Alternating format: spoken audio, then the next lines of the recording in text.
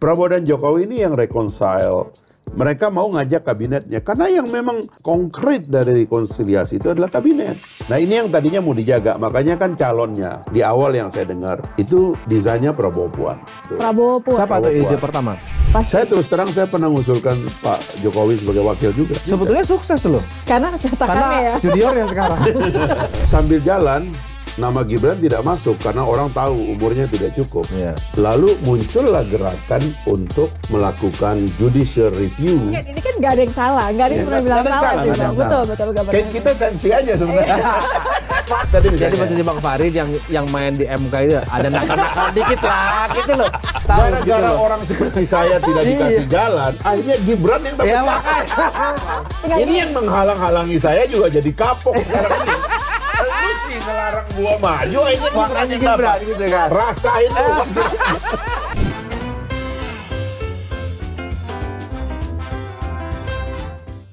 Ketemu lagi di Lanturan, ngelanturnya pasti mudah-mudahan relevan. Amin ya robbal alamin. Sama aku tahu ada doa tambahan. Apa tuh? Mudah-mudahan benar ini nggak berubah lagi. Oh, hari ini kita kedatangan tamu yang selalu meledak-ledak dan selalu mengingatkan orang-orang yang mau maju ke kancah politik.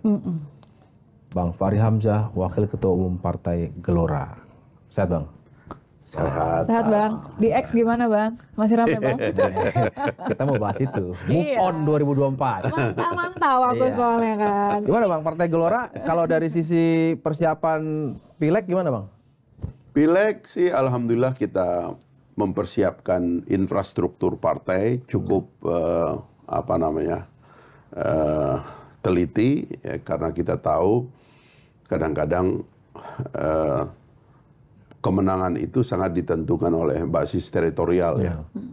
Kita boleh ribut di media sosial dan sebagainya, tapi kalau handlingnya di teritorial, di finishingnya itu tidak bagus, biasanya hilang suara kita di bawah. Nah, itulah sebabnya kita sangat fokus ke teritorial sejak awal. Kita punya struktur yang lengkap, ya. Tingkat provinsi, 38 provinsi kita lengkap. Kabupaten kota 514, 9 ribuan kecamatan, sekarang mulai turun ke desa cukup lengkap juga. Sehingga habis itu kita nyusun caleg juga cukup lengkap. 100% dapil pusat. 88 ya. Kemudian provinsi dan kabupaten kota, di semua provinsi dan kabupaten kota kita punya caleg. Makin mantap dengan muncul mendukung Gibran, berharap ada kotel efek? Ya otomatis ya, karena kan kita ini partai baru yang nggak punya tiket. Makanya kita istilahnya itu stealing the show juga untuk menyadarkan orang bahwa kita pun meskipun partai baru bisa punya akses kepada calon, dan komunikasi kita dengan Pak Prabowo relatif cukup lama ya, karena saya sendiri sejak mahasiswa kenal beliau sampai sekarang nggak pernah berubah, nggak pernah naik turun begitu ya istilahnya. Kemudian di partai juga yang lama pun saya adalah pendukung beliau sampai sekarang gitu. Jadi orang melihat positioning kita yang konsisten itu rupanya ada manfaatnya gitu. Dan juga di kacamata teman-teman koalisi juga termasuk Pak Prabowo sendiri ya, kita diapresiasi karena bisa dibilang nggak pernah berubah untuk mendukung beliau. Diajak ngobrol nggak Bang kemarin Bang soal itu? Kan kayaknya kalau kita lihat dari awal pertama kali belum tahu siapa, nyebutin nama sampai akhirnya soal Golkar diajak dan terlibat lain-lain. prosesnya nggak sampai muncul nama Gibran gitu. Kalau Prabowo kan sudah pasti. Kalau Pak Prabowo itu kalau rapat handphone kita dikumpulin, kalau bisa kita fokus rapat dengan dia itu biasanya nggak lama. Tapi dia bilang, ini kita saudara ya, rapat kita tertutup, tapi di ruangan ini kita bebas menyampaikan apa yang kita inginkan. Termasuk kalau nggak setuju? Oh iya, silakan gitu. Kasih pertimbangan orang-orang. Oke ya, kalau gitu kesimpulannya ABCD. Oke, jadi dia cepat sekali gitu. Memang ini kan manajemennya dipengaruhi oleh sebagiannya bisnis dan militer. Karena dia juga pengusaha, dia juga militer gitu. Jadi cepat kalau ngambil keputusan tuh satset itu Pak Prabowo itu. Kalau lihat secara timeline, kemunculan Gibran itu mulai intensif di beberapa minggu terakhir sebelum dideklarasikan. Sebenarnya kan fenomena Gibran itu tidak bisa dihindari dari fenomena gagasan rekonsiliasi yang beliau mulai dengan Pak Prabowo tahun 2019 ya. Setelah Pilpres beliau menang, kami juga ketemu waktu itu sekalian melaporkan kita mau bikin partai apapun kan beliau presiden ya. Jadi kita cerita bahwa kita punya gagasan baru. Nah, sampaikan dan kita ajukan juga usul tentang rekonsiliasi. Dan Pak Anies nih ketua umum kita ini kan orang yang punya wawasan geopolitik yang sangat bagus ya. Waktu itu beliau bilang, belum ada krisis loh 2019. Pak, akan ada krisis Pak. Krisis besar di dunia. Kita belum tahu apa, tapi ini kelihatannya pola-polanya ada. Ceritain. Nah, terus gimana ya? Kita mesti bersatu. 2 kali pemilu ini, 2019, 2014, pembelahan ini nggak boleh dibiarkan. Elit paling tidak harus disatukan gitu. Karena itu nanti kita akan memerlukan waktu krisis datang gitu. Dan betul, habis itu kan Pak Prabowo diajak masuk, Pak Sandi juga, lalu habis itu meledak COVID kan. Sebenarnya kebayang sih komplikasi betapa rumitnya politik kalau pada waktu itu ada oposisi yang hampir 50% loh kekuatannya di parlemen itu. Ya alhamdulillah COVID kita atasi dengan baik. Kemudian ketegangan Laut Cina Selatan yang punya efek pada perekonomian dunia secara umum itu kita atasi juga. Habis itu perang Rusia-Ukraina kan. Itu luar biasa itu Pak Jokowi. Jadi boleh dibilang kemunculan Gibran kalau sampai nanti besok didaftarkan. Nah, itu kan kita asumsikan sudah dideklarasikan. Itu adalah setengah jawaban dari satu rekonsiliasi, kedua menghadapi krisis besar dan Gibran salah satu jawaban. Jadi nah sebelum sampai ke situ kan akhirnya kan beliau memang ingin menjaga koalisi besar kan. Karena apapun hadirnya Pak Prabowo dan Pak Sandi dalam kabinet itu memberikan warna dalam kabinet bahwa ini ada persatuan gitu. Bayangkan ya, PDIP, ya Gerindra, ya kemudian Golkar, kemudian P3 dan sebagainya kan gabung kan menjadi satu. Memang ada ongkosnya, tapi ini ongkos terjadi di seluruh dunia. Yaitu melemahnya oposisi. Secara umum krisis-krisis ini membuat orang tuh jadi tidak kritis sebenarnya, tetapi kita itu melegalkan dengan platform rekonsiliasi. Jadi kita nggak pura-pura gitu, jadi tidak kritis dan sebagainya, karena kita menyadari. Karena itulah waktu itu antara parlemen dan pemerintah juga ada understanding. Bahkan sebenarnya saya ingat gitu waktu menyusun undang-undang MD3 atau revisi. Saya kontak istana kan, Pak rekonsiliasi di undang-undang MD3 gimana gitu. Udah kalau bisa semua partai jadi pimpinan parlemen. Itu yang terjadi. Coba lihat sekarang di Senayan itu. Ada 9 partai politik, semua jadi wakil ketua MPR.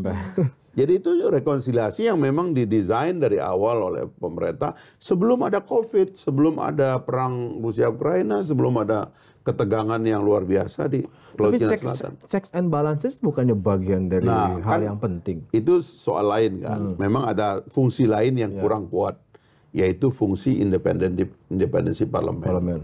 Sebenarnya fungsi independensi parlemen itu isu lain sebenarnya, karena penguatan kabinet itu bukan pelemahan legislatif. Sebab presiden itu kan dalam sistem presidensial tidak bisa dijatuhkan oleh parlemen. Nah, justru parlemen yang kuat itu membantu kerja presiden dengan cara melakukan kritisasi terhadap kerja anggota kabinet.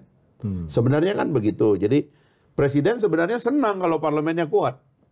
Gitu. Karena dengan itu menteri-menterinya jadi beres bekerja. Dia nggak ada gangguan banyak lah. Kembali ke rekonsiliasi tadi, akhirnya kabinetnya dipertahankan. Nah, pikiran Pak Jokowi itu kan kabinet yang kita pertahankan ini ya semua ya sampai ujung, sampai akhir. Dan di akhir kalau ada tantangan silakan, tapi clear. Karena tidak ada platform yang bisa membedakan antara yang di sana dengan yang di sini, kecuali bahwa mengkritisi apa yang sudah berjalan dengan sesuatu yang baru. Nah, rupanya yang mengambil posisi itu dari awal Pak Surya Paloh. Gitu loh. Jadi makanya ada euforia waktu itu mengatakan Anies Baswedan adalah antitesis daripada Pak Jokowi. Sebenarnya itu positioning yang bagus. Kalau memang itu ya. kalau memang mau diambil gitu, karena memang kebayang waktu itu di ujung, memang Pak Jokowi itu pikirannya waktu itu bisa nggak meskipun nanti kita pisah, kita ngomong baik-baik deh. Karena apapun kan harus ada pilpres, dan pilpres itu kan apapun kan harus minimal 2 calonnya kan. Kan difikirkan waktu itu, karena ini udah jalan nih rekonsiliasi. Bisa nggak yang di ujung ini kita nah, rupanya menurut yang saya dengar itu tidak ngomong keluar itu. Waduh, perahu sekoci pertama keluar. Nggak ngomong. Akhirnya ada damage-nya di situ gitu. Dan setelah itu kemudian perahu sekoci kedua keluar lagi, Pak Ganjar. Itu masalah lagi. Tetapi ide besar untuk membuat rekonsiliasi itu nggak hilang. Karena memang pada dasarnya itu yang mau dipertahankan. Tapi gini Bang, bukannya kalau misalnya nafasnya atau niatnya adalah rekonsiliasi, dengan kemudian sekarang keputusannya Pak Prabowo didukung oleh koalisi mengambil Gibran yang masih, ini kan belum ada keputusan kan ya, masih merupakan kader PDIP, itu it doesn't look like rekonsiliasi. Makanya kan begini kan, pertanyaannya kan ini rekonsiliasi antara siapa dan siapa. Kalau kita trace ke 2014-2019 adalah between 2 kelompok dan figur yang beradu pada 2 pemilu itu. Namanya Pak Prabowo dan Pak Jokowi. Kan ini yang permanen kan. Prabowo Hatta, Prabowo Sandi, Jokowi JK, Jokowi Ma'ruf kan. Tapi yang permanen adalah Prabowo dengan Jokowi. Prabowo dan Jokowi ini yang reconcile. Mereka mau ngajak kabinetnya. Karena yang memang simbol konkret dari rekonsiliasi itu adalah kabinet. Makanya harusnya kabinet itulah yang diopus oleh power baru gitu loh. Nah ini yang tadinya mau dijaga. Makanya kan calonnya di awal yang saya dengar itu desainnya Prabowo Puan. Awalnya itu. Prabowo Puan. Siapa tuh ide pertama? Datang dari siapa? Ya, itu termasuk saya kira bisa dicek juga ke Mbak Puan. Karena ini kan udah komunikasinya jalan sebenarnya kan. Dan memang hubungannya luar harusnya biasa. barang jadi ya satu. Jadi Mbak Puan kan naik kuda di Hambalang dan sebagainya. Harusnya barang jadi tuh. Terus tiba-tiba di tengah jalan begitu Nasdem keluarkan Anies Baswedan, klop nih. Cuman ada masalah karena harusnya yang keluar tuh keluar beneran gitu loh.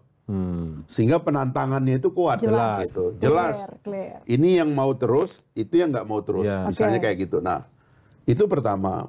Nah, yang kedua itu sebenarnya kan memang Pak Jokowi setidaknya karena ikut membesarkan Ganjar juga, pikirannya ya jangan Puan. Prabowo Ganjar. Ada juga Prabowo Ganjar pikirannya kan.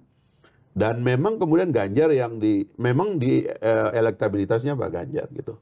Nah rupanya di PDIP saya dengar nggak mau Prabowo Ganjar, tapi maunya Ganjar Prabowo. Ini masalah siapa 1 dan 2-nya ya? Nah ini muncul. Nah Pak Jokowi di situ ya nggak sanggup. Dia bilang ya rupanya ya keinginan dia untuk menyatukan terutama karena itu jatah PDIP lah gitu ya, partai besar begitu. Nggak bisa ya akhirnya kan Pak Ganjar keluar gitu. Tapi jangan lupa bahwa di PDIP itu ada gejolak juga kan waktu itu dengan Dewan Kolonel, gitu kan.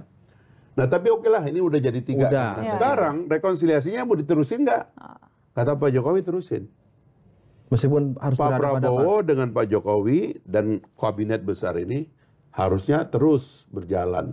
Tunggu. Waktu itu di awal kan ketika disebut Prabowo dan Jokowi, Prabowo dalam konteks masih pakai baju PDI Perjuangan kan?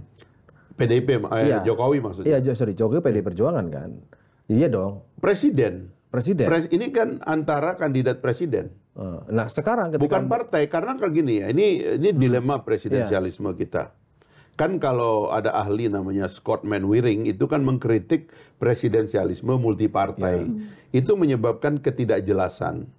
Ya kan, karena kalau presidensialisme itu bagusnya partai sederhana, paling bagus kalau 2 partai. Karena itu kemudian tidak perlu ada koalisi, tiket gitu. Ya.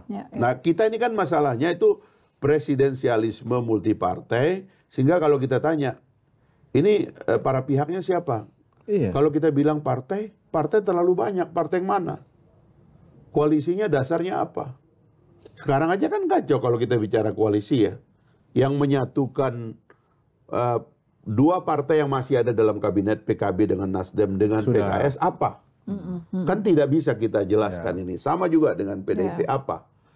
Nah, satu-satunya yang bisa dijelaskan adalah bahwa ini adalah the ruling cabinet. Ya.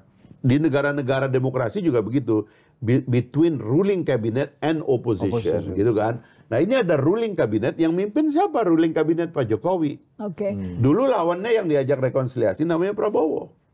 Ini masih dalam satu perahu, tadinya menginginkan agar rekonsiliasi dalam kabinet itu memutuskan presiden dan wakil presiden ke depan dari kabinet. Oke, tapi kayaknya mungkin Mas Yogi itu penasaran, karena kan oke lah presiden, tapi kan narasinya kan bagus adalah, ya, tetap. Tapi kemudian saya agak curiganya begini, kenapa kemudian muncul nama Gibran? Nah, itu Gibran tadi kan. Itu jadi kolateral atau apa? Jadi makanya ini perlu kita mitigasi ya. Ini kita mitigasi karena prosesnya terus terang agak natural menurut saya. Natural. Sehingga bukan nanti dikondisikan, Bang. Bukan, sehingga nanti kita bisa menjawab kecurigaan orang tentang posisi Pak Jokowi dan sebagainya. Jadi Mbak Puan gagal, Pak Ganjar gagal, Pak Ganjar keluar, ya kan, PDIP keluar, bikin blok sendiri, berarti sudah 3 keping blok ini kan. Sekarang kan di koalisi besar ini bertanya, kira-kira dengan siapa lagi? Seorang yang merepresentasikan Prabowo, dan seorang yang merepresentasikan Pak Jokowi. Atau kelompok Pak Jokowi yang menyetujui itu. Kelompok Pak Jokowi ya. Nah sekarang Pak Prabowo mewakili Pak Prabowo. Bukan kelompok lagi tapi ada Pak Jokowi. Itu makanya kan. Makanya kita sekarang karena gini, Wapres itu sepenuhnya simbolik. Ini juga argumen kuat yang nggak bisa dibantah juga.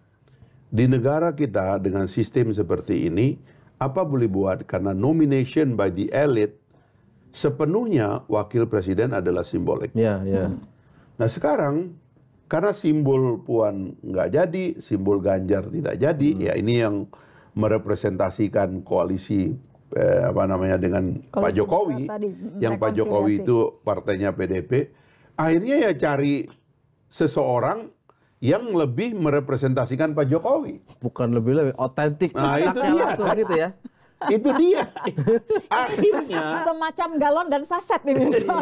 Dan ini yang membuat Bang Fahri harus meralat tweetnya. 2019 kan Bang Fahri bilang sebaiknya Gibran janganlah masuk kekuasaan. Saya nggak akan ralat. Saya nggak hapus itu tweet. Enggak. Gimana karena penjelasannya?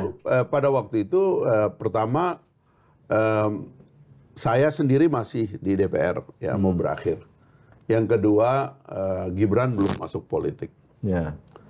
Kan pilihan orang kan, kalau kita lihat kapan orang masuk politik dan tidak, itu kan momennya kita nggak tahu. Politik kita ini kan tidak mengenal party ID, sehingga orang tuh masuk keluar dalam politik, pindah partai itu dahsyat sekali. Bukannya waktu itu Bang Fahri konteksnya karena Gibran anak presiden, janganlah masuk ke sana. Makanya saya mau ceritakan itu, ya kan. Nah sekarang pada waktu itu dia masih muda dan dikenal sebagai orang berusaha, ya kan. Baru menikah kalau nggak salah, belum punya anak. Pikiran saya, ya sebaiknya tidak masuk politik, karena angin yang menerpa Pak Jokowi waktu itu keras sekali. Kebetulan saya masih bersama teman-teman yang beroposisi dengan Pak Jokowi secara resmi ya, karena di DPR gitu ya. Daripada menambah beban Pak Jokowi, lebih baik dia jangan masuk situ. Tapi semua orang lain ya yang di sekitar Pak Jokowi mendukung Gibran. Oke, dia sudah masuk. Sekarang kan dia sudah membuat pilihan. Dan dia firm dengan pilihannya itu. Bedanya berarti apa, Bang? Muda, sama-sama masih muda. Oh, dia sekarang udah punya 2 anak. Pak Jokowi masih angin kencang juga. Pertama dia sudah punya 2 anak. Dia sudah independen. Dia sudah jadi wali kota. Sorry, independennya nih? Ya keluarganya kan, artinya kan. Keluarganya. Nggak kirain ada bocoran. Enggak, kan gini, karena nanti ini jatuhnya lalu kepada perdebatan, sama juga dengan apabila almarhum Pak Yaakob Utama dulu kita bilang anaknya jangan dulu lah ikut. Ini kan dinasti, definisi orang itu kan keluarga. Keluarga politik punya logika, keluarga bisnis punya logika. Ya, ya. Orang masuk politik itu pada dasarnya ya memang itu dunianya. Keluarga Bung Karno begitu, keluarganya Kennedy, keluarganya Clinton kalau di Amerika, keluarga Bush, keluarga Nehru di India, bahkan keluarga orang-orang lokal kita, keluarganya Ratu Atut, keluarganya Pak Haritano sekarang yang lagi disorot orang ya. Tapi itu kan pilihan keluarga, dan keluarga yang berbakti dalam politik bukan penjahat. Keluarga yang berbakti dalam politik itu pahlawan juga. Sebagaimana orang keluarga yang membangun bisnis atau keluarga yang membangun tradisi sebagai kiai, sebagai ulama, itu mulia semuanya. Kita juga jangan kemudian negatif kepada pilihan politik. Termasuk keluarganya Pak Jokowi mendorong Gibran juga bagian dari... Sama dengan keluarga Megawati mendorong Ibu Puan, dan sekarang anaknya Puan juga didorong menjadi caleg. Itu sama aja. Jadi jangan kita anggap orang jahat kalau sudah kayak begitu, enggak juga gitu loh. Hanya memang begini, yang dibaca oleh publik itu adalah proses satu menuju ke pencawapresan. Kenapa ada proses di MK misalnya yang makanya, nah ini soal lain kan, kita bahas nanti soal MK. Itu kan artinya bagaimana bisa seperti yang disampaikan Bang Fahri bahwa ini logikanya logika satu untuk rekonsiliasi, logika untuk menyatukan, logika dan sebagainya. Padahal orang membaca sederhana, Gibran ini anak, kenapa harus anaknya gitu. Makanya sekarang kita terima nggak logika saya atau nalar yang berkembang bahwa memang ada rekonsiliasi, lalu ingin diteruskan, dicobakan dengan beberapa figur yang ada di dalam lingkungan kabinet dan partai politik yang ada, akhirnya gagal. Lalu di pembicaraan berikutnya koalisi besar ini, lalu siapa? Lalu muncul nama-nama orang kan. Si ini ditolak, si ini ditolak, si ini ditolak oleh partai ini menolak si ini dan sebagainya gitu. Termasuk Erick Thohir ditolak. Harus ada jalan keluar ya, Erick Thohir ditolak dan sebagainya. Harus ada jalan keluar kan. Sambil jalan, nama Gibran tidak masuk karena orang tahu umurnya tidak cukup. Lalu muncullah gerakan untuk melakukan judicial review judicial review terhadap satu pasal di dalam undang-undang pemilu yang mengatakan bahwa umur itu di atas 40 tahun. 40 tahun ke atas. Ini nggak ada kaitannya dong, nggak ada kaitannya dengan itu tadi mempersiapkan secara terkait natural. Atau tidak terkait, tapi ini kan dinamika yang Bang Fahri itu bagian dari supaya gol. Terkait atau tidak terkait, terkait atau tidak terkait, ya politik mesti terkait. Kan nggak mungkin tidak terkait. Maksudnya Nitya, gerakan untuk melakukan judicial review itu bagian dari perencanaan untuk menggolkan Gibran. Maksud saya. Kita bisa akui, bisa juga tidak kita akui, tapi tidak mungkin tidak diakui. Tapi semua itu adalah, tapi itu itu dua proses yang legal. Masalahnya kan ini kan nggak ada yang salah, nggak ada yang pernah bilang salah sih, Bang. Betul. Kayak kita sensi aja sebenarnya. Itu poinnya. Nggak ada yang salah sebenarnya. Cuman ngomongin rasa Bang, rasa aja. Orang menjelaskan ke publik itu. Makanya kan masyarakat problem kita dengan politik kan begini ya. Itu yang saya bilang, dilema peradaban. Politik itu sesuatu yang mulia. Memimpin orang, mesejahterakan orang, bersikap adil, dan itu bukan cuma sikap politik dalam demokrasi. Raja-raja juga begitu, raja yang adil. Raja yang bijaksana. Kenapa pakai diksi raja? Enggak, kalau kita zaman dulu. Oh, zaman dulu ya. Saya agak ini. Melesensi. Takutnya Pak Jokowi raja gitu loh. Bukan. Itu sensitif, Bang. Bahwa politik itu selalu ada dua sisi. Sisi keagungan, keunggulan, gagasan-gagasan besar di satu sisi. Tapi di sini kan ada sisi dirty dari politik. Bahkan saya sering mengatakan di mana-mana kan, kalau di dalam agama Islam itu Nabi itu adalah pemimpin juga, raja juga.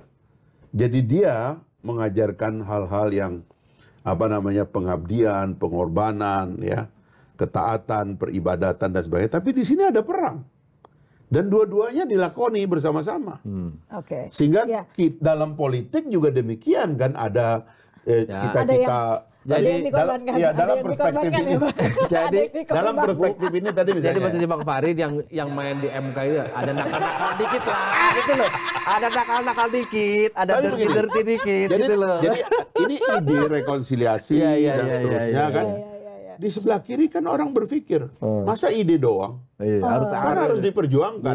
Jadi adalah yang berjuang gitu loh. Terhubung langsung atau tidak, ya kan? Tapi itu adalah dinamika. Itu juga adalah semacam persetujuan orang. Misalnya anak muda dari Solo itu. Almas. Saya punya wali kota yang bagus, ya kan? Dia berkarir politik dari bawah, maksudnya itu dari wali kota. Ya memang anak presiden. Tapi saya merasa sebagai warga Solo, dia membuat saya lebih baik, lebih bahagia. Kenapa bukan dia? Gitu. Oh, karena ada umur 40. Oke. Open legal policy kata dia umur 40 nggak boleh berubah. Boleh, tapi saya minta siapa yang pernah berkarir dalam politik lokal sebagai elected official dimenangkan gitu loh. Ini nakal-nakal dikitnya. Nah itu dia. Memang begitu. Ini nakal-nakal dikitnya. Hidup itu seperti tadi pakai diksi dirty-nya itu loh. Ya. Nah akhirnya menanglah dia di situ dan cope lah waktunya juga. Ini momen aha momen itu kapan Bang? Kan tadi kan belum kesebut nih siapa yang nyebutin nama Gibran karena kan sebelumnya benar-benar gak ada ide sama sekali siapa dan kapan? Kami sebelum masuk di Gelora ya, kami sebelum masuk koalisi kan kami melakukan judicial review. Karena pada waktu itu keputusan rapat teman-teman di Rakernas meminta Pak Anies Mata, Ketua Umum saya jadi calon presiden dan saya sebagai wakil presiden, calon wakil presiden. Itu dipasang spanduknya di mana-mana ya. Nah caranya adalah kita batalkan dulu threshold supaya kita bisa maju. Dan niat ini bukan bahwa nanti kita akan terpilih, bukan. Jadi ada tradisi dalam politik yang harus dihidupkan bahwa satu partai politik mewakili lahirnya satu gagasan. Satu gagasan itu melahirnya satu janji kepada negara dan pemimpinnya yang akan menjadi calon pemimpin negara. Kan begitu. Ini nih bedanya. Kalau Partai Gelora itu mengusulkan untuk memberikan pembelajaran politik. Ada narasi besar bahwa semua bisa punya kesempatan maju. Kalau Gelora. Tapi kalau yang nakal-nakal ini untuk menang. Supaya jadi barang itu gitu kan Bang. Untuk itu bedanya. Sama-sama main MK gitu. Satu untuk memberikan pembelajaran. Dalam politik menang. Dalam perang itu juga kan ada tim kesehatan yang mengobati yang luka-luka. Inilah. Ada pembunuh di depan. Itu biasa itu. Politik itu adalah peperangan. Di kelas juga ada yang tukang bolos. Kita jangan pura-pura tidak tahu. Ini mantap. Bahkan bukan cuma dalam politik, kadang-kadang dalam dagang pun ada begitu. Inilah Nah, jadi kembali ke situ, awalnya kita mau melakukan judicial review dan kita kalahkan di MK. Oke lah kalau kita kalah berarti kita akan gabung dengan arus yang sudah muncul, ada parliamentary threshold. Nah kelihatannya ada 3, ya kan? Anies, kemudian Pak Prabowo waktu itu sebelum ada Ganjar, lalu Ganjar kan, gitu. Atau Ganjar dulu, baru Anies dan Pak Prabowo. Ya, anunya berdasarkan opini yang berkembang. Oke, kami milih Pak Prabowo. Nah begitu kita milih Prabowo, kita mulai terlibat dalam diskusi siapa wakil. Iya dong, pasti. Saya terus terang saya pernah mengusulkan Pak Jokowi sebagai wakil juga. Sempat? Pernah, karena saya bilang ya itu kayak polanya. Sama Kodari usulan itu polanya kayak Putin sama Medvedev, sama Erdogan dan Abdullah Gül. Ikan itu diputar seperti itu kan. Sempat mengusulkan Jokowi sebagai wakil. Sempat dalam diskusi. Sebetulnya sukses loh. Karena catakannya ya. Junior ya sekarang. Sebenarnya segaris Pak. Kalau di barat itu kan tinggal tampil kata JR di belakangnya. Ya. Informasi terakhir mau ubah akte katanya. Gibran Jokowi. Loh, kan usulan pertamanya mengusulkan Jokowi sebagai wakil. Sebenarnya idenya dari Bang Fahri. Jadi terinspirasi dari itu. Karena nggak mungkin agak nakal-nakal dikit di MK gitu kan. Makanya tinggal diubah. Bang, saya ingat Bang. Gini, kenapa saya hari ini penasaran pengen nanya ke Bang Fahri itu ketika kemunculan Anies lagi rame-ramenya. Ada satu podcast Bang Fahri cukup terkesan saya. Jangan cuma bicara soal saya maju atau tidak maju, tapi gagasannya. Saya ingat betul itu. Betul. Hari ini masih bisa diterapkan itu di konteksnya Gibran. Karena Gibran ini soal maju atau nggak maju banget ini. Karena kita dikunci oleh threshold. Itu masalahnya. Kita dikunci oleh threshold. Makanya waktu itu kampanye saya, ini waktu kita menjelang judicial review, harusnya saya membayangkan teman-teman yang nyapres itu, saya nggak usah sebut nama, karena dari semua calon ini satu-satunya yang beraliran tidak boleh ada presidensial threshold cuma Pak Prabowo. Dari awal itu. Dan makanya saya senang dengan Pak Prabowo karena idenya tentang demokrasi ini konsisten gitu loh. Nah yang lain-lain itu nggak berani. Harusnya kan ya kalau menurut saya ya. Dibuka aja peluang sebesar-besarnya sehingga ketua umum dan wakil ketua umum partai seperti saya juga boleh dong kontestasi. Masa saya ini udah berpolitik 30 tahun. Sudah pernah jadi pimpinan DPR. Tahun 98, umur saya masih 27. Saya sudah jadi jubir di MPR, di sidang istimewa MPR. Ya kan? Habis itu bikin partai, jadi pimpinan dewan dan sebagainya. Masa orang yang sudah meniti karir 30 tahun dalam politik kalah sama Gibran? Nah itu saya bilang waktu itu. Kirain kalah sama gara-gara orang seperti saya tidak dikasih jalan. Gara-gara orang seperti saya tidak dikasih jalan, akhirnya Gibran yang dapat. Itu maksudnya Bang. Sekarang Bang. Ini yang menghalang-halangi saya juga jadi kapok. Lu sih melarang gua maju, akhirnya Gibran gitu kan. Rasain. Ini baru-baru. Kalau anak muda makanya Bang Fahri cerita puluhan tahun gitu kan kalah sama orang baru 2 tahun jadi wali kota. 2 tahun jadi wali kota. Ya juniornya tadi itu. Ini karena itu tadi. Ini artinya itu semacam pembalasan dendam. Tapi kesal tapi harus didukung. Kita harus didukung. Bukan, ini membalas dendam kepada orang-orang yang menghambat orang-orang seperti saya untuk jadi capres. Rasain loh. Jadiin aja sekarang gitu ya Bang ya. Biar kapok. Mudah-mudahan setelah ini presidensial threshold, parliamentary threshold dihapus. Berangkat dari Gibran. Berangkat dari kasus ini. Wah, mulia sekali berarti Iya Bang. dong. Ini ya Bang ya. Harus ada yang mulia. Kan kita nggak ikut tim nakal sekarang.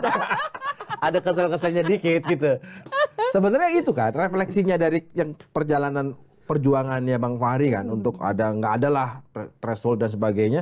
Itu tadi kan. Oh begitu lihat Gibran, oh iya bener juga segampang ini yang ditakutkan gitu. Jadi betul ya Bang, bahwa Gibran itu memang nggak perlu proses-proses banyak. Yang penting dia punya backup politik yang dahsyat. Punya alasan mulia Mas Yogi, jangan gitu. Jadi saya mengatakan begitu kita mengabaikan proses yang rasional dan dialektis ya argumentatif dalam kandidasi dalam pencalonan kita tolak maka kita akan beralih kepada hal-hal yang simbolik. Maka semua yang muncul ini simbolik, bukan cuma Gibran yang simbolik. Di Anies Mohaimin juga ada simboliknya, di Pak Ganjar Mahfud juga ada simboliknya. Jadi kita menolak prosesi yang argumentatif ya seperti tradisi di negara-negara demokrasi itu. Ada primary dan sebagainya itu kita tolak ini, akhirnya kita pindah ke kamar simbolik tadi. Akhirnya yang terpilih memang simbol. Jadi argumen besar tadi. Kita masih bisa berharap dengan model-model simbol? Kita harus merubahnya ke depan. Dan saya sendiri bicara dengan Pak Prabowo banyak hal yang harus dirubah, termasuk hal-hal yang punya efek pada mahalnya biaya politik. Itu mesti kita ubah ke depan. Gak bisa lagi demokrasi kita yang baru ini memikul beban politik yang tinggi. Sebab itu akan mengundang pembiayaan yang di luar nalar, yang kalau tidak ditanggung oleh negara, itu akan ditanggung oleh uang-uang privat.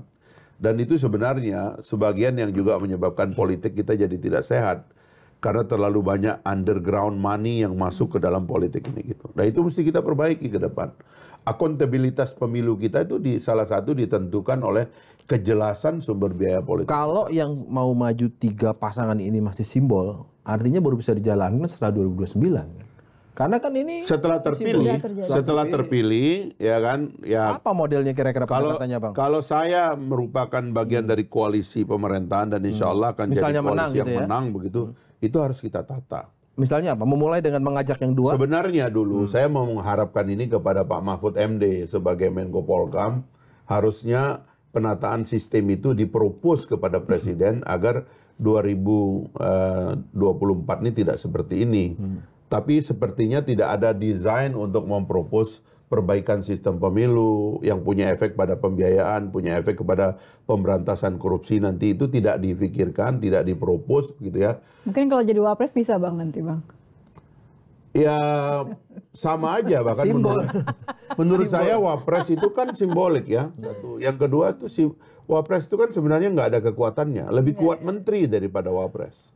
Bang, jadi kalau orang lebih kuat menteri jadi Bang, daripada ada yang Wapres. bilang begini Bang, kalau emang betul Prabowo Gibran ini jadi barang ya, bisa didaftarkan. Udahlah, insya Allah 99% Ya. mendaftarkan. Ini kan ada yang bilang bahwa ini bentuk lain dari keinginan Jokowi untuk 3 periode yang ditolak, perpanjangan 2 tahun ditolak, sekarang terjemahannya ya dengan menempatkan Gibran. Sependek itu penjelasan. Setahu saya Pak Jokowi tidak pernah menyampaikan, karena terus terang ya, saya nggak tahu, saya bukan orang Jawa ya, tapi ada kali 3-4 kali kita ketemu dengan Pak Jokowi, 3 lah ya, dengan Pak Jokowi menggali keinginannya tentang rumor di luar tentang 3 periode dan sebagainya itu, termasuk perpanjang itu kita nggak pernah mendapatkan jawaban dari beliau.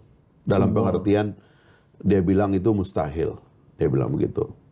Dia pernah bilang begini, itu hanya mungkin kalau perang ini masuk ke kita. Perpanjangan. Saya kira itu masuk akal ya. Ya itu artinya darurat kan. Jadi terus terang itu kita gali. Makanya kan saya nggak pernah kan menyetujui gagasan perpanjangan atau 3 periode, nggak pernah. Coba lihat pernyataan saya. Karena saya ngomong dengan Pak Jokowi nggak ada. Itu hanya mungkin kalau ada perang. Dan memang perangnya ada, Situasi udah darurat, mendekat ya kan? nih ya. Dulu cuma 1 perang, sekarang kan 2 perang. Iya. Ini kalau Taiwan ini krisis, itu perang bisa turun ke kita loh. Artinya sebenarnya Pak Jokowi ngerti bahwa kalau perang masuk ke kita nggak bisa bikin pemilu. Mungkin saja itu terjadi gitu loh. Pemilu tapi ada kan? Hal ini kan udah di depan mata. Pasti jalan lah ya. Sudah ada ya, insya Allah. Aman. Jangan nakal-nakal gitu lah. Oh enggak, ini Kita maksudnya udah disiapin juga. Kan kita harus disiapin begini loh, kan, ya, kekosongan. kita harus berterima kasih kepada pemerintahan ini bahwa pemerintahan ini, coba tanya ekonom-ekonom senior. Ini pemerintahan yang sukses menjaga inflasi. Iya. Di dunia ini nggak banyak pemerintah kayak kita. Ini harus disyukuri. Kalau harga bergejolak, terus semua menjadi kacau, tingkat kesejahteraan itu drop secara masif, itu kan belum tentu kita bisa setenang Itu yang sekarang. harus diucapkan terima kasih, tapi ada juga yang harus kita berikan kritik. Tulisan merah, korupsi, kerusakan lingkungan, Ya kan itu Bang? Pak Mahfud MD lah itu harus jawab itu. Kerusakan lingkungan, ya kan Bang? Ini kan presidennya kan masih yang sekarang. Itu kan gini, kenapa kemudian hari ini tamunya seorang Fahri Hamzah? Fahri Hamzah itu kan dulu nggak ada bentengnya kan, semua sikat, dang. Hari ini pakai Saya dulu anggota DPR, digaji oleh rakyat untuk itu. Sekarang Diberikan imunitas untuk itu, fasilitas untuk itu. Lah kalau saya sudah balik jadi rakyat biasa, masa saya sok punya imunitas, sok punya gaji? Kan nggak ada, ya kan? Jadi harus tahu diri juga lah. ini bagian nakal-nakalnya di kita itu. Jadi Apalagi saya dengan teman-teman bikin partai baru yang mencoba mengkonsolidasi ya gagasan-gagasan pertengahan, tidak mau ekstrem kiri atau ekstrem kanan, menggalang gagasan persatuan dan sebagainya. Ya tentu harus bersahabat dengan semua pihak dan nggak usah berpretensi sok jago, sok terima gaji, sok dapat tugas untuk mengkritik pemerintah. Nggak ada tugas itu. memang itu alami aja, bergerak. Alami aja, begitu saya nanti dapat jabatan dipilih oleh rakyat nanti karena saya maju lagi sebagai anggota DPR dari Pulau Sumbawa di NTB sana, nanti terpilih lagi, ya lihat aja nanti. Ya kan? Semua juga kita jewer, Bos. Oke. Iya enggak, Pak zaman Pak SBY bagian dari koalisi kita jewer. Tapi yang saya jewer itu menteri. Bagian Pak Jokowi ya memang tidak menjadi bagian dari pemerintahan, tapi tetap aja. Itu kalau ditugaskan. Tapi kalau tidak ditugaskan jangan ngoyo sok bertugas dong. Nah, itu masalah juga nanti.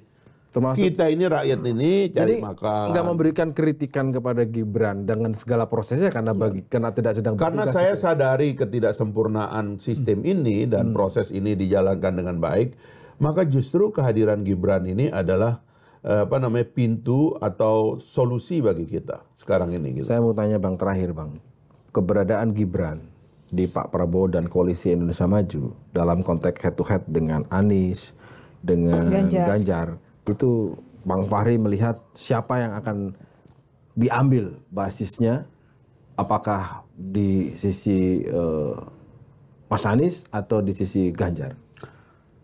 Pertama-tama yang penting kita setia dengan idenya dulu. Oke. Ya, soal menang kalah itu kan kita nggak tahu lah. Ya, ada dalam perhitungan strategi kita, tapi kalau kita setia dengan gagasan ini, akhirnya posisinya Pak Prabowo dan Mas Gibran tuh mudah dibela gitu. Dan ini yang kita anggap akan menyebabkan, mohon maaf aja, itu publik akan cenderung kepada Pak Prabowo dan Mas Gibran ini. Meskipun gitu. sekarang relatif sentimennya Enggak juga. Ini kan keributan dari elit Jakarta aja sebenarnya yang kita harus atasi ya, karena memang sudah ada dua ekstrim kan. Ini mohon maaf menyebut istilah ini karena memang inilah identifikasi kita yang lalu. Yang lalu ini kan yang bertarung itu kan dua ekstrim yang dikendalikan oleh dua pihak yang berbeda gitu. Yang satu itu di sebelah kanan gitu ya, yang pernah nempel di belakang Pak Prabowo gitu. Yang satu di sebelah kiri pernah nempel di belakangnya Pak Jokowi gitu. Tapi kemudian Pak Prabowo dan Pak Jokowi bersatu. Orang-orang yang cuma melihat Pak Prabowo dan Pak Jokowi itu punya itikat baik untuk menyatukan bangsa, stay dengan Pak Jokowi dan Pak Prabowo. Tapi yang tidak mau, tentu dia tetap akan menjadi radikal dan lari ke kanan, yang pernah di belakang Pak Prabowo, dan yang pernah di belakang Pak Jokowi, dia lari ke kiri secara ekstrim, dan bahkan sekarang memaki-maki kelompok tengah ini, atau Pak Jokowi dan Pak Prabowo yang mengikhtiarkan satu rekonsiliasi besar berikutnya. Saya percaya dengan konsistensi sikap dari Pak Prabowo dan Pak Jokowi yang diwakili oleh Mas Gibran, mewakili 60% pemilih pemula sekarang ini, pemilih pemuda juga gitu ya, itu akan ngumpul ke tengah. Dan itulah yang menjelaskan kenapa survei mengatakan bahwa mereka itu bisa menang satu putaran. Karena itu tadi kelihatannya orang-orang akan lebih memilih di tengah, tidak konflik kiri dan kanan, ya ini rekonsiliatif. Kita menghadapi isu keamanan dunia dan keamanan nasional kita juga terancam. Kita perlu figur kuat seperti Pak Prabowo. Tapi pada saat yang sama kita memerlukan simbol dari generasi muda dan rekonsiliasi. Sehingga kami membayangkan memang semuanya akan ngumpul di tengah. Dan itu ada juga loh di PD Perjuangan dan di Nasdem itu. Konsep bahwa ini di tengah membangun bersama. Itu juga sama. Ya, tapi itu tadi, itu dulu yang saya kritik kepada kawan saya. Saya bilang kalau kamu menjadi figur tengah, hati-hati melangkah. Ya. Terus terang ya, Anda tahu kan saya berasal dari satu partai yang sangat di kanan, nyeretnya ke tengah susah. Susah nyeretnya ke tengah. Elemen-elemen yang mohon maaf ya, agak ekstrim itu susah dikendalikan gitu. Nah sama mungkin juga yang di kiri juga demikian. Nah sebenarnya figur-figur seperti Nasdem, Mas Anies itu kan sebenarnya orang tengah. Tapi karena menyeret diri terlalu jauh ke kanan, itulah yang menyebabkannya susah. Dan orang itu sudah kadung menjadikan dia hero, dia nggak bisa melemah lagi. Padahal pada dasarnya dia pingin menjadi figur tengah, nggak bisa lagi, udah kena seret. Nah kita kan mau berpolitik ini nggak mau diseret-seret juga. Kita mau punya determinasi bahwa negara harus berjalan ke arah sana dan kita mau menjadi bangsa yang menjaga silaturahmi, menjaga rekonsiliasi. Itu. Saya memastikan sekali lagi konsepsi yang disampaikan Bang Fahri tadi soal demokrasi ke depan dan sebagainya itu kira-kira satu sinyal nggak sama Gibran? Atau memang sudahlah Gibran kan soal figur, soal simbol aja. Ini penting juga loh. Karena nanti ke depan akan kampanye, akan ada diskusi. Jadi begini ya, saya kemarin baru diskusi agak panjang dengan Gibran waktu dia ke kantor. Ya. Terus terang aja kalau kita mau rendah hati mengakui bahwa kita ini yang sudah rambutnya putih ini dengan adanya demografik bonus demografi yang dahsyat, 60% pemilih kita ini adalah pemuda. Terus terang kita ini agak nggak paham dengan dinamika anak muda ini. Saya terus terang aja, kita harus mengakui cara dia menjawab, cara dia merespon keadaan, cara berpikir yang tidak diametral, tidak terjebak kepada politik aliran, tidak terjebak pada klaim salah benar, judgmental dan sebagainya itu dahsyat loh. Dan itu adalah generasi baru Indonesia. Kita ini harus belajar pada mereka karena faktanya mereka itu ada dan dominan gitu loh. Tegak lurus betul. Ya, bukan kita nggak boleh main-main sok. Kita yang tua-tua seolah ngerti persoalan juga nggak. Cepat sekali gitu loh berubah langsung. Bukan berubah. Saya melihat ada realitas baru. Ini air bah, ini raksasa tidur. Kita jangan main-main. Ini generasi muda kita ini potensi yang dahsyat. Inilah yang akan memikul beban Republik. Dan dari obrolan singkat itu melihat ada potensi, kemampuan, kapabilitas di Gibran ya. Anda lihat aja nanti. Tapi jangan ini juga sih Bang. Maksudnya kalau kita ngomongin ini Fahri soal Hamzah ini lahir di kampung yang pada saat lahir sampai berumur 13 tahun tidak ada listrik. Saya belajar baca buku mencuri-curi pakai dila. Dila itu lampu yang pakai minyak tanah. Hidung saya hitam kalau saya baca. Ya apa namanya, alhamdulillah rezeki orang tua ala kadarnya, kita nggak bisa dibilang terlalu miskin tapi juga tidak terlalu kaya. Datang ke Jakarta, saya merasa otak saya itu mungkin juga banyak hal yang mungkin kurang gizi atau apa, nggak mampu kita mencerna banyak persoalan gitu. Karena itu saya nggak berani masuk ke sektor sains dan matematika karena buat saya orang kampung itu berat. Saya masuk ke ilmu sosial yang lebih mudah ditangkap dengan peralatan waktu saya muda. Tapi ini kan lahir dari keluarga yang luar biasa, orang kota, memimpin salah satu kota yang paling tua di Indonesia. Kita nggak boleh juga terlalu sombong mengatakan nah, seorang ini nggak ada apa-apanya. Seperti saya terus terang aja, saya pernah salah juga membaca Pak Jokowi. Pak Jokowi itu menurut saya kepribadian yang pikirannya kompleks, tapi berpenampilan dan mengucapkan kata-kata sederhana. Setelah lama saya mengerti gitu. Dan itu memang ada khazanahnya yang saya harus rendah hati. Suatu hari saya diundang oleh Sultan Hamengkubuwono, satu-satunya dinasti yang ada di Republik ini yang masih berkuasa. The real dynasty. The real dynasty itu Hamengkubuwono. Saya diundang dan saya ngobrol di rumahnya. Dia memberi saya itu khazanah dalam ilmu-ilmu orang Jawa. Sampean tuh saya tonton Mas Fahri, kalau bicara itu sangat meyakinkan, tapi jangan membuat orang lain tuh merasa digurui. Sangat tegas, tapi jangan bikin orang tersinggung. Itu ilmu-ilmu yang di pantai sana, di kampung saya itu saya nggak paham. Tapi ini khazanah, inilah Indonesia rumit. Seperti kita melihat gaya Pak Jokowi sekarang juga. Nggak bisa kita sederhanakan. Dan bibit itu ada di Gibran. Ada di Gibran. Ketemu lagi di Lanturan minggu depan.